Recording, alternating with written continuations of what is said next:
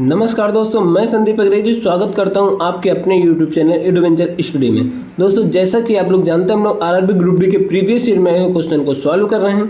उसी क्रम में आज 12 सितंबर 2022 के थर्ड शिफ्ट में आए हुए मैथ के क्वेश्चन को सॉल्व करेंगे। दोस्तों, अगर अभी तक आपने हमारे चैनल को सब्सक्राइब नहीं किया है तो चैनल को सब्सक्राइब कर लें, साथ ही बेल आइकन को भी दबा लें ताकि डेली अपलोड होने वाले वीडियो का अपडेट आपको मिलता रहे। चलिए शुरू करते हैं आज के पहले क्वेश्चन से। पहला क्वेश्चन है कि ईंधन के मूल्य में 3 क्रमगत महीनों में 15%, 12% और 10% की गिरावट होती है, लेकिन चौथे महीने में 25% की वृद्धि होती है। मूल मूल्य की तुलना में चौथे महीने में ईंधन के मूल्य में कितने परसेंट की वृद्धि या कमी होती है? तो सबसे पहले क्या, ये जो परसेंटेज दिया है हमें, इसको हम फ्रैक्शन में तोड़ेंगे। तो 15% को हम फ्रैक्शन में क्या लिख सकते हैं? 15 को फ्रैक्शन में तोड़ेंगे तो हमारा 3/20 आएगा। ऐसे 12 को तोड़ेंगे तो 12 को फ्रैक्शन में तोड़ेंगे तो हमारा आ जाएगा 3/25। ठीक, अब 10 को तोड़ेंगे तो 10 आएगा, 1/10 हो जाएगा। ऐसे 25 को 25 आ जाएगा हमारा, 25% बराबर 1/4। ठीक, तो इसका कहने का मतलब क्या है, पहले महीने में अगर ईंधन का मूल्य अगर 20 था तो 3 की कमी हुई, मतलब 15% कमी हुई, मतलब 3 की कमी हुई तो 17 हो गया, मतलब 20 से 17 हो गया, पहले महीने का हो गया। ऐसे दूसरे महीने में अगर 25 था तो 25 से घट के वो 22 हो गया। ठीक, और तीसरे महीने में क्या हो रहा है, तीसरे महीने में अगर 10 था तो वो 9 हो जा रहा है, 10% की कमी। लेकिन चौथे महीने में क्या हो रहा है, 25% की वृद्धि हो रही है। मतलब अगर चौथे महीने में 4 था तो 25% की वृद्धि हुई, मतलब 1 की वृद्धि हुई ना, तो 5 हो गया। ठीक, तो अब हम इसको ये वाला गुणा कर लेंगे, ये हमारा शुरुआती मूल्य आ जाएगा, और इसको गुणा कर लेंगे तो हमारा अंतिम मूल्य आ जाएगा, और हम दोनों को परसेंटेज निकाल लेंगे। ठीक, तो यहाँ से जो कट रहा है उसको काट देंगे पहले, तो ये कट जाएगा 5 दूनी 10। ठीक, अब 2 से काटेंगे 2, ये 11 से कट जाएगा। ठीक, अब हमारा इसको गुणा कर देंगे तो ये 2500 का 100 2000 आ जाएगा। इसका गुणा करेंगे तो हमारा 2000 आएगा। ठीक, तो मतलब स्टार्टिंग में उसका मूल्य कितना था, 2000 था। अब कितना हो गया, 17 × 9 × 11 करेंगे तो हमारा कितना आ जाएगा। तो जब हम इसका गुणा करेंगे तो 11 × 9 99, 99 × 17 करेंगे तो 1700 घटा देंगे तो हमारा 1683 आ जाएगा। ठीक, तो ये आ गया 1683। तो 1683 है तो ये एक्चुअल में कम हो रहा है, मतलब ये लॉस हो रहा है इसमें। तो कितने का लॉस हो रहा है, तो टोटल लॉस हो रहा है 317 का। 317 का लॉस हो रहा है कितने पे, 317 का लॉस हो रहा है 2000 पे। ठीक, परसेंटेज निकालने के लिए गुणे 100, 2 0 से 2 0 कट जाएगा। अब यहाँ से 2 से काटेंगे, 2 दाम 20, अब 2 से काटेंगे 2 1 के 2, 2 पंचे 10, 2 8 16, 2 पंचे 10, एक अंक पे दशमलव लग जाएगा, ये आएगा 158.5। ठीक, अब एक देखो नीचे 10 से भाग करेंगे तो ऊपर आ जाएगा 15.85% की कमी आ रहा है। इतने परसेंट की कमी हो रहा है, तो ऑप्शन हमारा डी हमारा राइट ऑप्शन हो जाएगा। चलिए अगला क्वेश्चन देखते हैं। 2 धनात्मक संख्याओं का गुणनफल 500 है, यदि पहली संख्या दूसरी संख्या की 5 गुनी है। a × b, अगर 2 संख्या हमारा a × b है तो a × b बराबर 500 दिया है। पहली संख्या क्या कर रहा है, a अगर पहली संख्या दूसरी संख्या से 5 गुनी, मतलब a जो है b का 5 गुना है, तो यही हुआ ना। तो 2 संख्याओं का योग तो a + b हमें बताना है। ठीक, तो जब a का मान यहाँ हम रखेंगे तो क्या हो जाएगा, 5b × b बराबर 500। ठीक, 5 से काटेंगे तो ये 100 आ जाएगा, और b² बराबर 100 है तो b बराबर कितना हो गया, b बराबर हमारा 10 हो जाएगा। ठीक, जब b बराबर 10 है तो a बराबर कितना आ जाएगा, 50 आ जाएगा। तो दोनों का योगफल क्या हो जाएगा, 60 हो जाएगा, जो कि ऑप्शन ए हमारा राइट ऑप्शन हो जाएगा। चलिए अगला क्वेश्चन देखते हैं। 0.3 की पावर बार को p/q के रूप में व्यक्त कीजिए। देखिए बार वाले को तो हम कैसे क्वेश्चन करते हैं, अब दशमलव हटाते हैं और बार को हटाते हैं तो हमारा बार जितने अंकों पे बार है उतना नीचे 9 हो जाता है। तो हमारे यहाँ एक ही अंक है तो एक अंक पे 9 हो जाएगा। अब इसको हम 3 से काटेंगे, 3 × 3, 3 × 9, कितना आ जाएगा, 1/3 हमारा आंसर हो जाएगा, जो कि ऑप्शन डी हमारा राइट ऑप्शन है। चलिए अगला क्वेश्चन देखते हैं।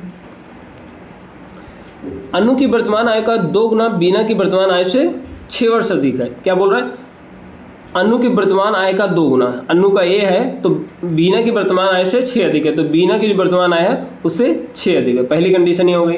अनु की माता की वर्तमान आय, अनु की वर्तमान आय के 3 गुनी है। अनु की माता का जो वर्तमान आय है, माता का वर्तमान आय अनु की आय से 3 गुनी है। ठीक, और अगला कंडीशन क्या है, और बीना की आय उसकी बहन से 5 वर्ष कम है। तो जो बीना है उसकी आय जो है उसकी बहन के 5 वर्ष कम है, यही तो बोल रहा है।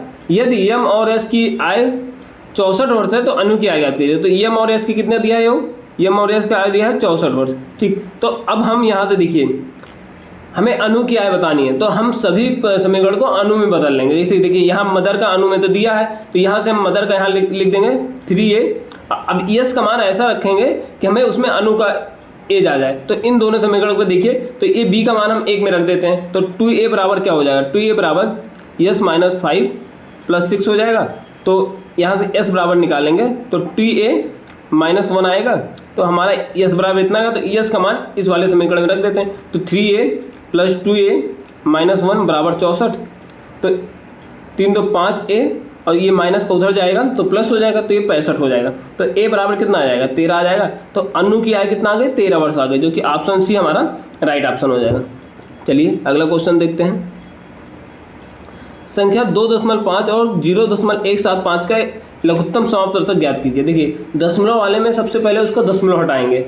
ठीक, तो दशमलव हटाएंगे कहते हैं 2.5 और क्या है 0.175। अब दशमलव यहाँ हटाएंगे तो नीचे 10 हो जाएगा, यहाँ दशमलव हटाएंगे तो नीचे 3 जीरो बढ़ेगा, 1 2 3। ठीक, अब 25 इसको 5 से काटेंगे 55 25, 5 दूनी 10। इसको 25 से काटेंगे 25 सत्ते 175 और 25 100 का 140 आ जाएगा। ये आ जाएगा 5/2 और ये आ जाएगा 7/40। ठीक, अब फ्रैक्शन वाले में हम अगर एलसीएम निकालते हैं तो हम क्या करते हैं, ऊपर का एलसीएम लेते हैं और नीचे का एचसीएफ लेते हैं। ठीक, अब ऊपर का एलसीएम हमारा क्या आ जाएगा, ऊपर का एलसीएम हमारा 35 ही आ जाएगा, 7 × 5 है 7 × 35 हो जाएगा। अब नीचे हमारा एचसीएफ क्या हो रहा है, देखिए नीचे एचसीएफ सबसे हाईएस्ट कॉमन फैक्टर क्या है हमारा 2 ही तो है, तो हमारा एचसीएफ 2 हो जाएगा। तो ये आ जाएगा 17.5 हमारा आंसर हो जाएगा, जो कि ऑप्शन ए हमारा राइट ऑप्शन है। चलिए अगला क्वेश्चन देखते हैं। समीकरण x² प्लस x प्लस 12 बराबर 0 के मूलों की प्रतीत के संबंध में इनमें से कौन सा कथन सत्य है। तो सबसे पहले हम ये जानेंगे कि मूलों की प्रतीत कैसे ज्ञात करते हैं। तो हमारा फार्मूला होता है b² माइनस 4ac बराबर 0। अगर बराबर है 0 के तो मूल जो होगा वो वास्तविक होगा, ठीक, और समान होगा। लेकिन अगर b² माइनस 4ac जो है वो ग्रेटर देन 0 है तो मूल जो होगा वास्तविक तो होगा, इस कंडीशन में वास्तविक होता है, बट जो होता है मूल जो होता है असमान होता है, मूल भिन्न भिन्न होंगे। ठीक, और तीसरा कंडीशन क्या होता है, b² minus 4ac less than 0। अगर लेस देन 0 आ गया तो हमारा मूल जो होगा हमेशा काल्पनिक आएगा। ठीक, काल्पनिक। तो हमारी ये 3 कंडीशन होती है। हम इसका द्विघात समीकरण से पहले कंपेयर करते हैं। तो द्विघात समीकरण क्या है, ax² plus bx plus c बराबर 0। ये हमारा जनरल फार्मूला होता है द्विघात समीकरण का। तो यहाँ से a बराबर क्या है, 1 आ जाएगा, b बराबर भी 1 है, लेकिन c बराबर 12 है। हम फार्मूले में रख देंगे b² माइनस 4ac बराबर b कितना है, 1 का स्क्वायर माइनस 4 × 1 × 12। तो ये देखिए 12 चौक 48, 1 में से माइनस का 48 घटाएंगे तो माइनस का 47 आएगा, जो कि लेस देन 0 है।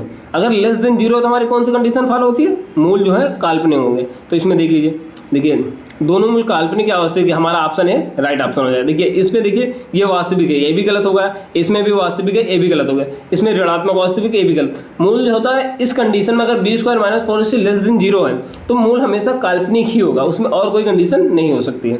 चलिए अगला क्वेश्चन देखते हैं। sin a minus 2 sin cube a बटे 2 cos cube a minus cos a का मान ज्ञात कीजिए। ठीक, तो एज इसमें क्या करेंगे, पहले ऊपर देखिए sin a कॉमन ले लिया। ठीक, तो क्या बचा 1 माइनस 2 sin स्क्वायर a और नीचे हमने cos a कॉमन ले लिया, तो हमारा क्या बचा 2 cos स्क्वायर a माइनस 1।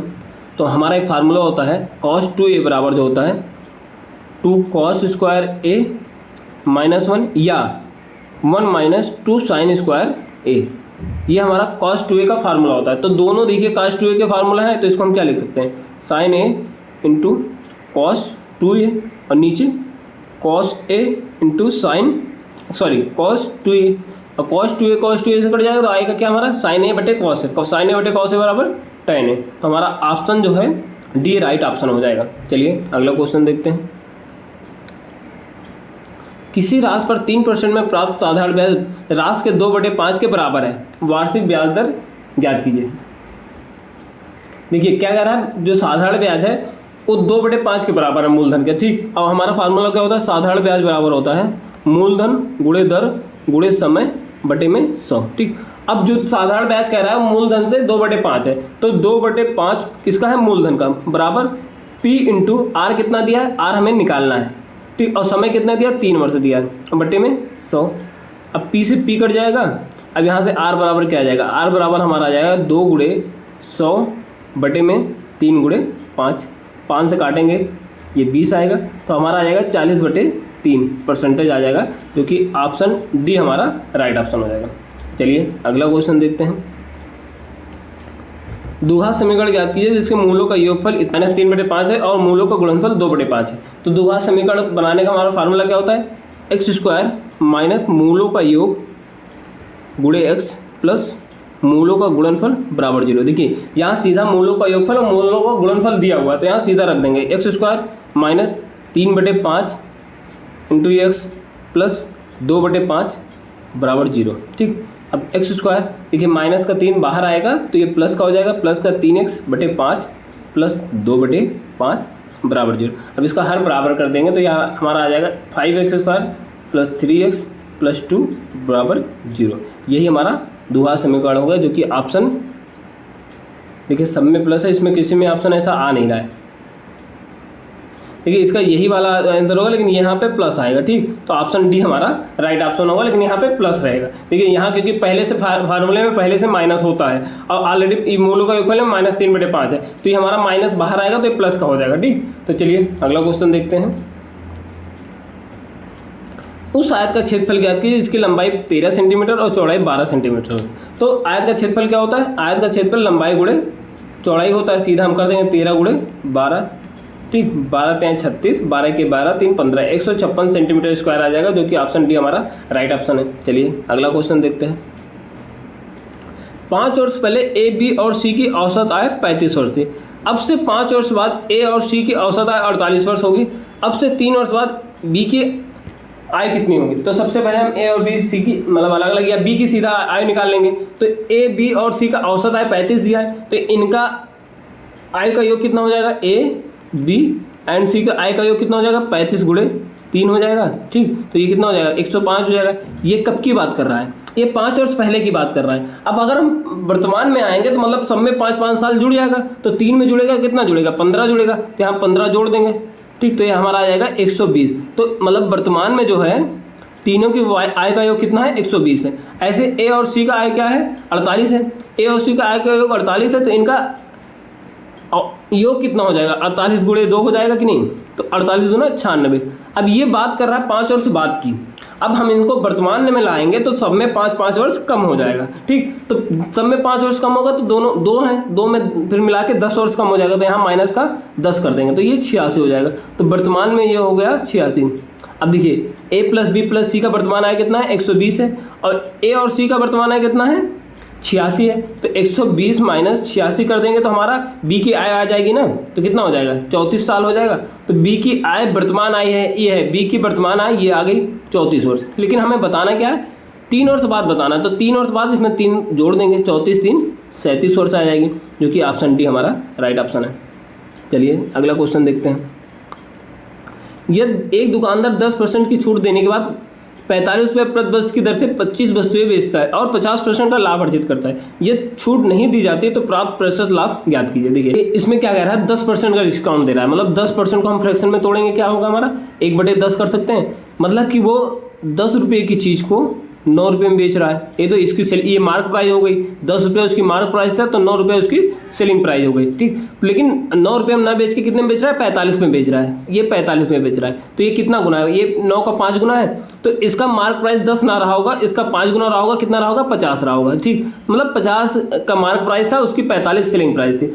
और जब 45 सेलिंग प्राइस थी तो 45 पे भी वो क्या कर रहा है, 50% का उसको प्रॉफिट हो रहा है। तो 50% का प्रॉफिट उसको होगा, तो 50% फ्रैक्शन में करेंगे तो हमारा क्या आएगा, 1/2 आएगा। मतलब कि 2 की वस्तु को वो 3 में बेच रहा है। ठीक, यही तो हुआ। अगर 50% का प्रॉफिट ले रहा है तो 2 की वस्तु को 3 में बेच रहा है, लेकिन एक्चुअल में यहाँ देखिए, यहाँ बेच कितने में रहा है, 45 में बेच रहा है। तो इसको भी हम 45 बना लेंगे, तो कितना 15 का गुणा कर देंगे, तो 15 × 45। ऐसे इसका कास्ट प्राइस कितना होगा, अगर ये मार्क प्राइस इसका 15 गुना है तो कॉस्ट प्राइस भी 15 गुना होगा, तो ये 30 हो जाएगा। तो कॉस्ट प्राइस कितना आ गया, 30 हो गया। अब मार्क प्राइस 45 है। अब क्या कह रहा है क्वेश्चन, अगर छूट नहीं दिया होता तो % लाभ बताना। अगर छूट नहीं दिया होता तो उसका मूल्य कितना रहता, उसका 45 में बेच के वो 50 में बेचता, ठीक। लेकिन कॉस्ट प्राइस इसका तो 30 है, तो कितने का प्रॉफिट होता है, 20 रुपये का प्रॉफिट होता है। 20 का प्रॉफिट होता है किस पे, 30 पे होता है, ठीक। और इसको परसेंटेज में निकालने में गुणे 100। अब 1 जीरो से 1 जीरो कट गया, ऊपर आ जाएगा 200/3। इसको फ्रैक्शन में तोड़ेंगे तो हमारा 66.67% आ जाएगा, जो कि ऑप्शन सी हमारा राइट ऑप्शन हो जाएगा, ठीक। चलिए अगला क्वेश्चन देखते हैं।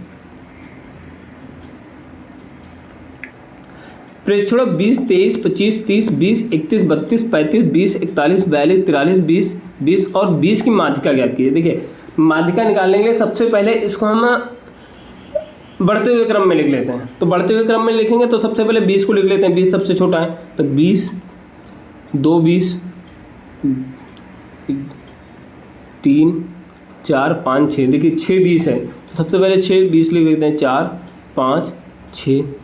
उसके बाद हमारा 23 है, फिर 25 है, फिर 30 है, 31 है, 32 हो गया, 32 के बाद 35 है, 35 के बाद 41 है, 42 है, फिर 43 है, ठीक। सबसे पहले बढ़ते हुए क्रम में लिख लेंगे। अब माध्यिका ज्ञात करने के लिए हम सब क्या करते हैं, दोनों साइड से बराबर संख्या छोड़ते जाते हैं। देखिए ये टोटल कितना है, 1 2 3 4 5 6 7 8 9 10 11 12 13 14 15। तो 15 है तो दोनों साइड से 7 7 छोड़ देंगे, तो ये 6 तो 20 है, एक ये 7, इतना इधर से छोड़ दिया और इतना इधर से 7 छोड़ दिया। देखिए तो बचा क्या, जो बीच में संख्या बची वही हमारी माध्यिका हो गई। तो हमारा ऑप्शन बी सही आंसर हो जाएगा, मतलब इस प्रेक्षण की माध्यिका 25 होगी। चलिए अगला क्वेश्चन देखते हैं। जैसे ऐसे क्वेश्चन में देखिए अगर ये विषम संख्या, अगर ये सम होता, जैसे अभी हमारा A B C D रहता, ठीक, तो हम क्या करते हैं, इसको छोड़ देते, तो बीच की जो दो संख्या है इसका औसत लेते हैं, B + C/2 कर देते, तो ये हमारी माध्यिका हो जाती है, ठीक। तो विषम में क्या होता है, जो बीच की बचता है वही हमारी माध्यिका हो जाती है, और सम में क्या होता है, जो बीच के दो संख्याएं बचती हैं उन दोनों का हम औसत ले लेते हैं। चलिए अगला क्वेश्चन देखते हैं। देखिए यहाँ क्वेश्चन दिख नहीं रहा था, बट हम इसको बता देते हैं आपको। A और B एक साथ मिलकर किसी कार्य को 5 दिन में पूरा करते हैं। A + B जो है वो 5 दिन में कोई काम पूरा कर रहे हैं, जबकि X और Y एक साथ मिलकर उसी कार्य को 20 दिन में पूरा कर सकते हैं। X और Y जो है उस काम को 20 दिन में पूरा कर सकते हैं, ठीक। A B X और Y एक साथ मिलकर इस कार्य को कितने दिन में पूरा करेंगे, तो ये बताना है ये चारों मिलकर इस कार्य को कितने दिन में पूरा करेंगे। तो सबसे पहले इनकी कार्य क्षमता निकालते हैं, तो इनका एलसीएम लेंगे, इनका एलसीएम 20 आएगा, ठीक। तो इनका एलसीएम 20 आया तो इसकी कार्य क्षमता कितनी हो जाएगी, 4 हो जाएगी। इसकी कार्य क्षमता कितनी हो जाएगी, 1 हो जाएगी, ठीक। मतलब कि A + B जो है एक दिन में 4 काम कर रहे हैं, और एक अगर अब ये चारों मिलके काम करेंगे तो एक दिन में कितना काम करेंगे, 5 काम करेंगे एक दिन में। और कितना काम करना है, 20 काम करना है, 20/5, मतलब ये चारों मिलके 4 दिन में उस काम को खत्म कर देंगे, जो कि ऑप्शन सी हमारा राइट ऑप्शन हो जाएगा। चलिए अगला क्वेश्चन देखते हैं। A और B क्रमशः 30,000 24,000 की राशि एक वर्ष के लिए निवेश करते हैं। यदि उन्हें 13,500 का लाभ होता है तो लाभ में B का हिस्सा बताइए। देखिए ऐसे क्वेश्चन हम जहाँ पार्टनरशिप वाला क्वेश्चन हो वहाँ जो इनकी राशियाँ दी हैं इसी का अनुपात निकाल लेंगे, यही अनुपात ही इनका इनके लाभ का अनुपात हो जाएगा। देखिए अगर समय बराबर है तब ऐसा करते हैं, अगर समय बराबर नहीं तो उनके रिस्पेक्टिव समय से उसमें गुणा कर देते हैं। अगर समय बराबर नहीं है तो यहाँ तो समय बराबर है, 100 वर्ष की बात कर रहा है, ठीक। तो इसमें राशियों में आपस में अनुपात निकाल लेंगे। तो देखिए यहाँ 3 0 से 3 0 काट देंगे, ठीक। उसके बाद क्या बचा, इसमें 6 से भाग करेंगे तो ये 5 आएगा, इसमें 6 करेंगे ये 4 आएगा, मतलब 5:4 आ जाएगा। इसका अनुपात ये होगा। तो अब 5:4 इनका जो लाभ होगा वो भी 5:4 के अनुपात में होगा। तो टोटल लाभ कितना है, 13,500 है। तो यहाँ टोटल लाभ कितना हो जाएगा, 5 + 4 9 हो जाएगा। तो 9 बराबर कितना, 13,500 है, ठीक। तो हमें निकालना क्या है, बी का हिस्सा बताना है। तो बी का हिस्सा कितना है, 4 है, तो 4 का मान निकाल लेंगे। तो 4 बराबर रहेगा 13,500/9 × 4। अब इसको 9 से काटेंगे, 9 × 1 9, 9 × 5 45, 1500 आएगा, 15 × 4 60, मतलब 6,000 हमारा बी का हिस्सा आ जाएगा, जो कि ऑप्शन डी हमारा राइट ऑप्शन हो जाएगा। चलिए अगला क्वेश्चन देखते हैं। यह दिया गया है कि त्रिभुज ABC समरूप त्रिभुज FDE और AB बराबर 6 सेंटीमीटर, कोण B बराबर 60 अंश, कोण A बराबर 70 अंश, तो निम्न में से कौन सा सत्य है। सबसे पहले 2 त्रिभुज हम बना लेंगे AB, एक हो गया ABC और दूसरा हो गया FDE, और ई। देखिए समरूप त्रिभुज हमेशा एक चीज ध्यान रखिएगा, सीक्वेंस सेम होना चाहिए। जिस सीक्वेंस में ये दिया, देखिए ए से बी गया, बी से सी गया, फिर सी से ए आएगा, ठीक। ऐसे एफ से डी जाएगा, डी से ई जाएगा, ई से फिर एफ आएगा, ठीक। ये सीक्वेंस याद करिएगा, हमेशा सीक्वेंस। अब जैसे ए बी बराबर 6 दिया है तो ए बी भुजा किसके बराबर होगी, ए बी भुजा जो है एफ डी के बराबर होगी, ठीक। तो ए बी अगर 6 दिया है तो एफ डी भी 6 होगा। रेशियो बराबर होता है, यहाँ रेशियो कुछ दिया नहीं, सीधा हम इसलिए भुजा लेके चलेंगे। तो देखिए 6 किस में है, 6 देखिए 3 ऑप्शन में, तो ऑप्शन सी हमारा नहीं होगा। अब बचा हमारा ए बी और डी। तो अब दूसरा क्या दिया है, कोण दिया, कोण बी कितना दिया, 60 अंश दिया है, ठीक। अब कोण ए कितना दिया, कोण ए 70 अंश दिया है। तो देखिए कोण भी तो बराबर हो जाएगा, तो कोण डी हमारा 60 अंश होगा, कोण एफ हमारा 70 अंश होगा। तो कोण डी तो इसमें देखिए 40 अंश है, ये भी गलत। कोण एफ जो है 70 अंश आएगा, जो ए भी गलत हो जाएगा। तो हमारा ऑप्शन ए ही हमारा राइट ऑप्शन बचेगा, जो कि हमारा सही होगा। लेकिन आप इसको चेक भी कर सकते हैं। देखिए त्रिभुज के तीनों अंत कोणों का मान कितना होता है, 180 अंश होता है। जब दो कोण 7 6 13 130 हो गया तो बचा कितना, 50 बचा। तो ये हमारा 50 हो जाएगा। जब ये 50 होगा तो हमारा ये भी तो 50 होगा। तो कोण ए का ई का मान कितना गया, 50 आ गया। तो हमारा ऑप्शन ए राइट ऑप्शन हो जाएगा। देखिए समरूप त्रिभुज में एक चीज का हमें ध्यान रखना कि हमारा जो सीक्वेंस है त्रिभुज का वो नहीं गड़बड़ाना चाहिए। जिस सीक्वेंस में ये दिया उसी सीक्वेंस में हम लेकर चलेंगे हमेशा। चलिए अगला क्वेश्चन देखते हैं। 400 और 430 के बीच कितनी अभाज्य संख्याएं हैं। तो 400 और 430 के जो है 4 अभाज्य संख्याएं होती है। हम उसको बता देते हैं कौन कौन सी अभाज्य संख्या है आपको। देखिए एक है 401, एक है 409, एक है 419 और एक है 421। यही 4 संख्या अभाज्य संख्या है जो 400 से 430 के बीच में होती हैं। तो ऑप्शन ए हमारा राइट ऑप्शन हो जाएगा। चलिए अगला क्वेश्चन देखते हैं। एक बेईमान डीलर अपने माल को क्रय मूल्य पर बेचने का दावा करता है, लेकिन 1 केजी बाड़ के बजाय 800 ग्राम बाड़ का उपयोग करता है। उसका लाभ % बताइए। देखिए अब वो अगर उसका 100 ग्राम उसको बेचता है, सॉरी 1000 ग्राम वो बेचता है, तो वो कितने में बेचेगा, 1000 में ही बेच रहा है उसको, ठीक। लेकिन वो क्या कर रहा है, 1000 ग्राम का ना यूज करके वो 800 ग्राम का यूज कर रहा है। तो उसका क्रय मूल्य एक्चुअल में तो 800 हुआ ना, तो वो बेच कितने में रहा है, 1000 का हो रहा है। तो एक्चुअल में उसको प्रॉफिट कितने का हुआ, 200 का हुआ है, ठीक। तो 200 का 800 पे हम निकाल देंगे, 200 का बटे 800 गुणे 100, 0 से 0 कट गया। अब 8 से काटेंगे तो ये 8 दूनी 16, 8 पंचे 40, हमारा 25% आंसर आ जाएगा। तो ऑप्शन सी हमारा राइट ऑप्शन हो जाएगा। चलिए अगला क्वेश्चन देखते हैं। यदि एक निश्चित संख्या के 6 गुने से 39 कम 339 है तो वह संख्या ज्ञात कीजिए। क्या बोल रहा है, अगर x का 6 गुने से 39 कम जो है संख्या 339 है, तो यही हमें बताना है, x का मान बताना है। तो 6x बराबर क्या हो जाएगा हमारा, ये 39 उधर जाएगा तो जुड़ जाएगा, तो कितना हो जाएगा, 9 9 18, 3 3 6 7, 378 हो जाएगा। अब इसको 6 से काटेंगे तो 6 6 36, 6 3 18, 63 आ जाएगा x बराबर, जो कि ऑप्शन सी हमारा राइट ऑप्शन है। चलिए अगला क्वेश्चन देखते हैं। एक निश्चित कार्य को उतने ही समय में पूरा कर सकता है जितने में बी और सी एक साथ मिलकर उस कार्य को पूरा कर सकते हैं। यदि ए और बी एक साथ मिलकर उस कार्य को 20 दिन में पूरा कर सकते हैं और सी अकेले उस कार्य को 60 दिन में पूरा कर सकता है, तो बी अकेले उस कार्य को कितने दिन में पूरा कर सकता है। देखिए ए प्लस बी क्या बोल रहा है कि उसी कार्य को 20 दिन में पूरा करते हैं, और सी जो है उस कार्य को 60 दिन में पूरा करता है। तो सबसे पहले इनका हम कार्य क्षमता निकालेंगे। देखिए इसका एलसीएम 60 आ जाएगा, तो इसकी कार्य क्षमता 3 हो जाएगी, इसकी कार्य क्षमता 1 हो जाएगी। मतलब कि ए और बी एक साथ मिलकर आप काम करते हैं तो 3 काम करते हैं एक दिन में, और सी अकेले एक दिन में 1 काम करता है। लेकिन और एक चीज़ देखिए ऊपर क्या बोला है, ए एक निश्चित कार्य को उतने ही समय में पूरा कर सकता है जितने समय में बी और सी एक साथ मिलकर उस कार्य को पूरा कर सकते हैं। मतलब ए की जो कार्य क्षमता है वो बी प्लस सी के कार्य क्षमता के बराबर है, ठीक। ये कार्य क्षमता इसके बराबर है।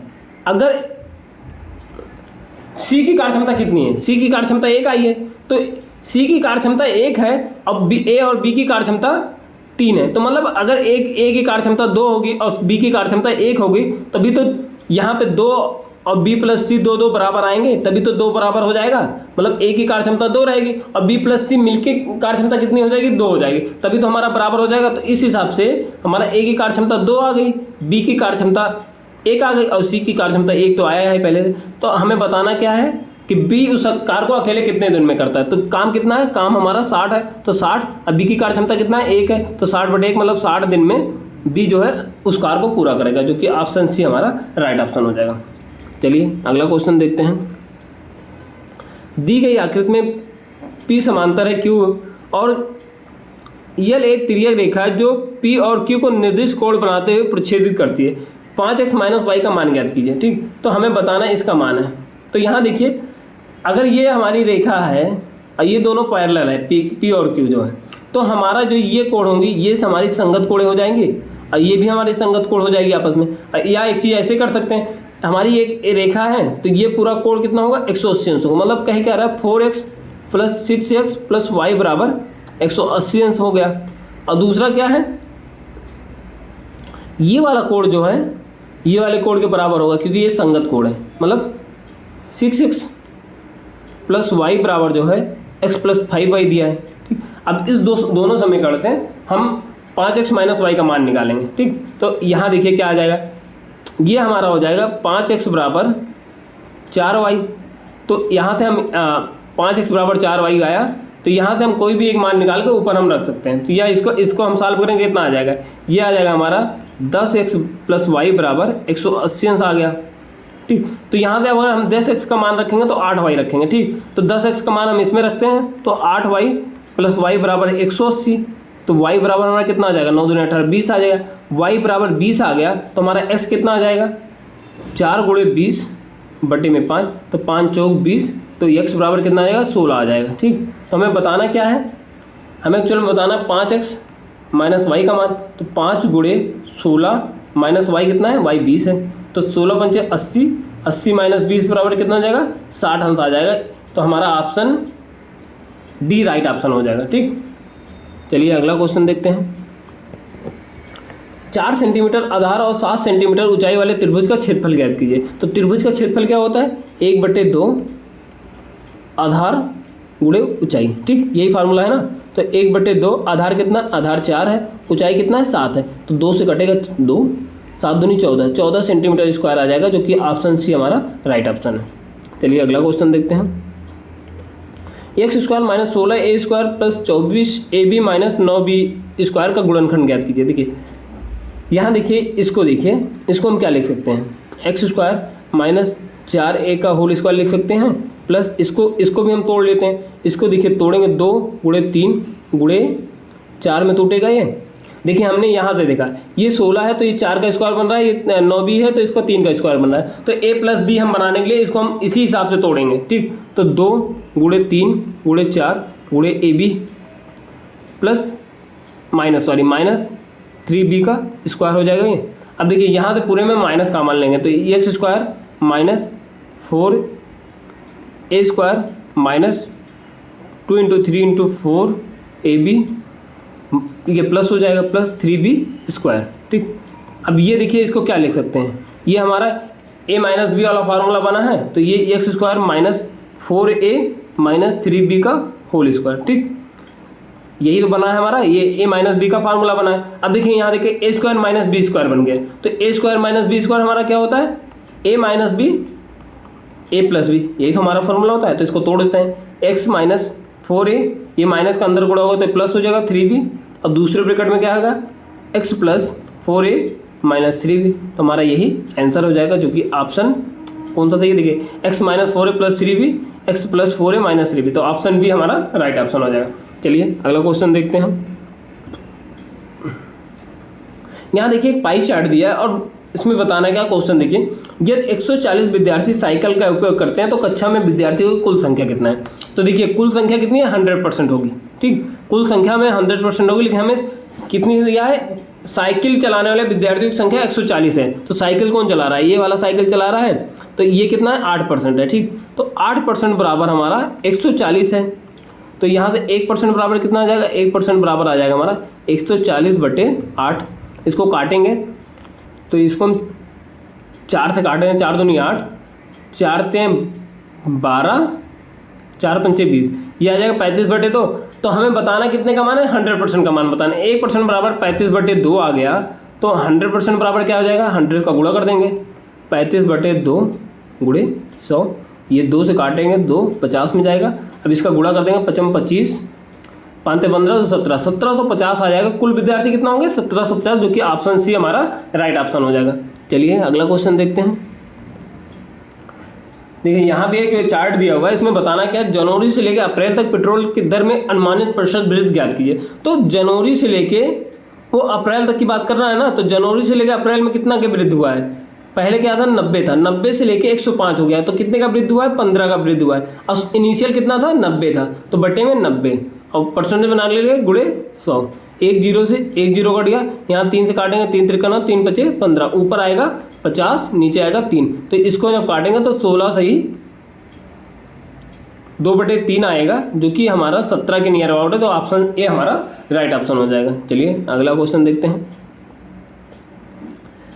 देखिए इसका हमें मान बताना है समीकरण का। देखिए अगर किसी भी संख्या का अगर पावर में 0 है तो उसका मान कितना होता है? 1 हो जाएगा, हमेशा ये ध्यान रखिएगा। तो ये अगर 11 का पावर 0 है तो 1 हो जाएगा, 1 + 1 - 1 + 1 और गुणे में भी 1 हो जाएगा। ठीक, 1 - 1 प्लस कट जाएगा तो अंदर बचेगा 2, 2 × 1 = 2 आंसर आएगा, जो कि ऑप्शन बी हमारा राइट ऑप्शन हो जाएगा।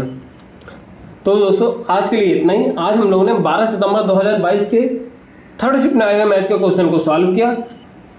दोस्तों इस क्लास की पीडीएफ आपको हमारे टेलीग्राम चैनल पे मिल जाएगा, जिसका लिंक वीडियो के डिस्क्रिप्शन में दिया हुआ है। दोस्तों अगर अभी तक आपने हमारे चैनल को सब्सक्राइब नहीं किया तो चैनल को सब्सक्राइब कर लें, साथ ही बेल आइकन को भी दबा लें, ताकि डेली अपलोड होने वाले वीडियो का अपडेट आपको मिलता रहे। दोस्तों आपके लिए मैथ के साथ साथ में रीजनिंग और स्टैटिक जीके की भी क्लासेस चल रही हैं, जिसका लिंक वीडियो के डिस्क्रिप्शन में आपको मिल जाएगा। चलिए आज के लिए इतना ही, फिर मिलते हैं नेक्स्ट वीडियो में, तब तक के लिए धन्यवाद।